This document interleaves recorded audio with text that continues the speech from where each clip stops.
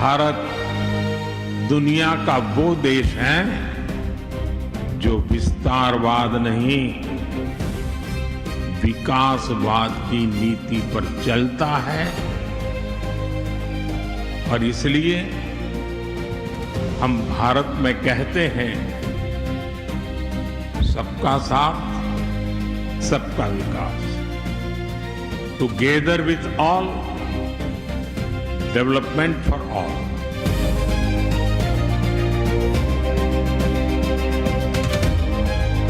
PM Modi विदेश दौरे पर जब से निकले हैं तब से बेचैनी बढ़ी हुई है कुछ चेहरों की। ये तस्वीरें बाहर तो बाहर, भीतर भी कईयों की छाती पर कटार सी उतर रही हैं। कांग्रेसी पलटन पीएम मोदी को मिलने वाले सम्मान से कुड़ी हुई है। उसे मोदी का 1 और 1 11 वाला मुहावरा समझ में नहीं आ रहा, उसमें नुक्ताचीनी में जुटी है। हाल ये है कि अब तो सोशल मीडिया पर लोग पूछ रहे हैं कि कहीं ऐसा तो नहीं कि 12 नकारी जा चुकी कांग्रेस को वैश्विक मंच पर भारत के स्वीकारे जाने की तस्वीरें रास नहीं आती। लेकिन बात सिर्फ भीतर की नहीं, बाहर की भी है।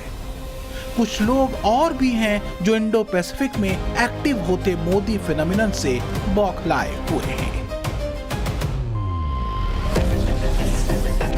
चीन खंबा नोच रहा है, बस अंतर यह है कि खंबे की जगह S-400 है। और चीन की आर्मी अपने PCL-191 long range multiple rocket system से S-400 एयर डिफेंस सिस्टम को तबाह कर रहा है। दरअसल ये वीडियो एक साइकोलॉजिकल ऑपरेशंस कैंपेन के तौर पर बनाया गया है। चीन का ये प्रोपेगेंडा वीडियो तब और अहम हो जाता है जब एक दिन पहले भारत के डिफेंस क्षमताओं का जिक्र पीएम मोदी ने मेलबर्न में किया हो।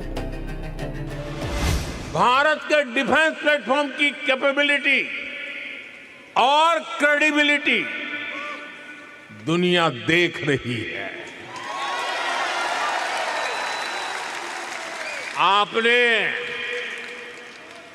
आपने ऑपरेशन सिंदूर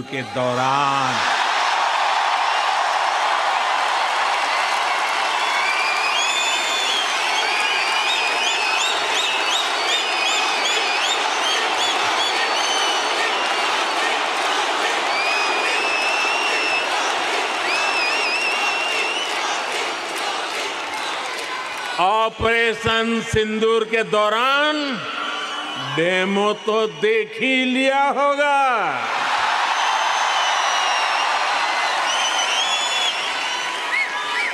धमाके आतंकियों के अड्डों पर हो रहे थे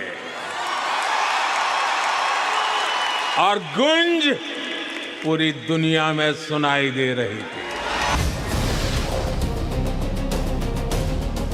वैसे दुनिया से ये छुपा नहीं है कि ऑपरेशन सिंदूर में भारतीय सेना ने सिर्फ आतंकियों या पाकिस्तानी आर्मी को नहीं फोड़ा था, बल्कि चीन और तुर्की के सपोर्ट सिस्टम को भी तार तार कर दिया था। और तमाम सपोर्ट के बाद भी भारत का डिफेंस सिस्टम भेदा नहीं जा सका था। ऑपरेशन सिंदूर में भारत ने जिस चीज को लेकर दुनिया को हैरान किया था वो था कई लेयर का एयर डिफेंस सिस्टम। पाकिस्तान और चीन क्या, अमेरिका को भी इसका अंदाजा नहीं था। भारतीय एयर डिफेंस सिस्टम कई परतों में फैला हुआ है, यानी अलग अलग रेंज पर खतरों को खत्म किया जा सकता है। भारतीय वायुसेना ने S-400 को बचाने के लिए कई ऑपरेशनल बदलाव भी किए हैं। ये एयर डिफेंस सिस्टम एक जगह स्थिर रहने के बजाय चलते हुए फायर कर सकता है। अब सवाल यह है कि चीन को मिर्ची क्यों लग रही है, क्यों चीन तिलमिलाया हुआ है? तो वजह है पीएम मोदी की ब्रह्मोस वाली व्यूह रचना। जिस इंडो पैसिफिक में चीन पर आए दिन समुद्री कानून और अंतर्राष्ट्रीय सीमा के उल्लंघन के आरोप लगते हैं, नकेल उसी की टाइट की गई है। इसका इशारा इंडोनेशिया दौरे पर पीएम मोदी ने कर भी दिया था, विस्तारवाद बनाम विकासवाद वाले दांव के साथ। भारत दुनिया का वो देश है जो विस्तारवाद नहीं, विकासवाद की नीति पर चलता है। और इसलिए हम भारत में कहते हैं सबका साथ सबका विकास, together with all, development for all. तो क्या चीन इसी भाषा से बिलबिलाया हुआ है? जिनपिंग के स्ट्रिंग ऑफ पर्ल्स को टूटते देखकर क्या चीन बेचैन हो चुका है? चीन की टेंशन या कहें घबराहट की वजह है ब्रह्मोस चक्रव्यूह, जिसने ऑपरेशन सिंदूर में पाकिस्तानी एयरफोर्स और आर्मी सेंटर्स पर तबाही के ऐसे सिग्नेचर मार्क्स छोड़े हैं जो सारी दुनिया ने देखे। और इसी ब्रह्मोस का एक चक्रव्यूह तैयार हुआ है चीन के इर्द गिर्द, उन देशों में जिनकी समुद्री सीमा में चीन घुसपैठ करता रहा है। ये हैं इंडोनेशिया, वियतनाम और फिलीपींस। वैश्विक मुद्दों पर भी भारत और इंडोनेशिया का सहयोग निरंतर बढ़ रहा है। इंडो पैसिफिक के प्रति हमारे आउटलुक में भी सिनर्जी है। भारत ने हमेशा आसियान सेंट्रलिटी को विशेष महत्व दिया है। मतलब ये कि साउथ चाइना सी में ब्रह्मोस ने अपने निशाने तो सेट कर ही लिए हैं। अब जरा देखिए कि इंडोनेशिया, वियतनाम और फिलीपींस के साथ किस तरह का समुद्री सीमा विवाद चीन का रहा है। दरअसल ये तीनों देश इंडो पैसिफिक क्षेत्र में चीन की बढ़ती समुद्री गतिविधियों को लेकर चिंतित हैं। भारत के इन देशों को ब्रह्मोस देने के बाद इनकी तटीय प्रतिरोधक क्षमता मजबूत होती है। जैसे इंडोनेशिया को ही ले लीजिए।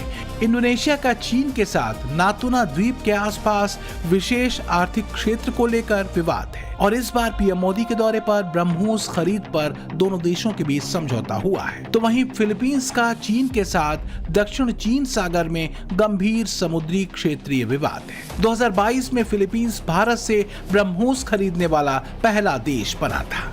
ब्रह्मोस का इस्तेमाल खास तौर से तटीय रक्षा और दुश्मन के युद्धपोतों को रोकने के लिए किया जा रहा है।